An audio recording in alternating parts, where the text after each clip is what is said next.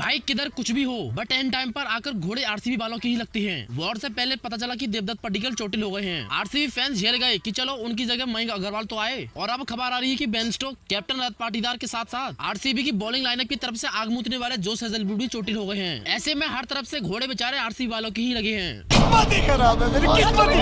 जैसे तैसे बेचारे टॉप पर चल रहे थे, पर पता नहीं उनकी टीम को किसकी नजर लग गई। खैर कौन अवेलेबल है और कौन नहीं, ये तो हमको आईपीएल रिस्टार्ट होने से एक दिन पहले पता लगेगा। और यहाँ पर अच्छी खबर ये है कि बीसीसीआई ने अनाउंस कर दिया है कि आईपीएल 16 तारीख से रिस्टार्ट होगा। और बीसीसीआई ने सभी फ्रेंचाइजीज से कहा भी है कि आपके प्लेयर जहाँ भी गए हैं उनको ट्यूसडे तक बुला लीजिए। आईपीएल के सस्पेंशन को लेकर ये पाकिस्तान वाले अपना अलग ही मुजरा कर रहे हैं कि हमने इनका आईपीएल सस्पेंड करा दिया। अब एक खोपड़ी के हो तुम जैसे टुच्चों की वजह से हम आईपीएल को सस्पेंड करना तो छोड़ो, सस्पेंड करने के बारे में भी नहीं सोच सकते।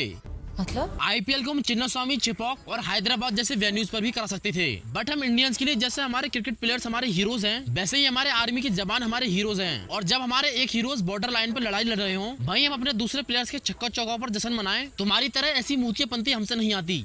क्या बात है। और तुम चोर तो अपनी बात ही मत करो। बेचारे डैरेन मिचेल को जितने रुपए में तुमने खरीदा था उससे ज्यादा पैसों की तो तुमने उनकी घड़ी चोरी कर ली। अरे बाप रे, ये तो धोती खोल रहा है। नहीं यार, नंगापन दिखाने का और कोई तरीका नहीं मिला तुम्हें, जिस पर कि अपने मिचेल साहब कहते हैं कि मैं अब कभी जिंदगी में भूलकर पाकिस्तान मैच खेलने के लिए नहीं आऊंगा। वैसे ये स्ट्रेटेजी भी बढ़िया है, प्लेयर्स को 10 रुपए में क्रिकेट खेलने के लिए बुलाओ और उनकी 20 रुपए की चोरी करके उनको अंदर तक पेल दो।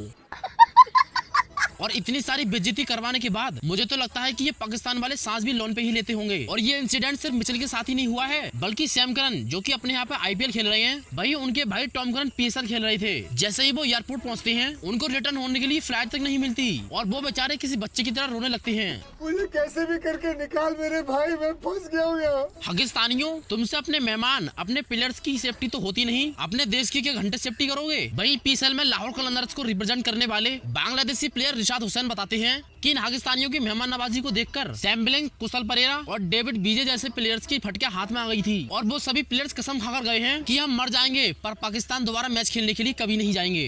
खेलने कभी नहीं जाऊंगा, मैं मर जाऊंगा फिर मर जाऊंगा। तो पाकिस्तानियों, तुम्हारा क्रिकेट फ्यूचर तो खत्म। अब कोई इंटरनेशनल क्रिकेट प्लेयर तुम्हारी कंट्री में मैच खेलने के लिए तो आएगा नहीं। तो ऐसे में पीएसएल भी अपने प्लेयर्स के साथ अपने आतंकवादियों को खिलाइयो। समझ रहे हो?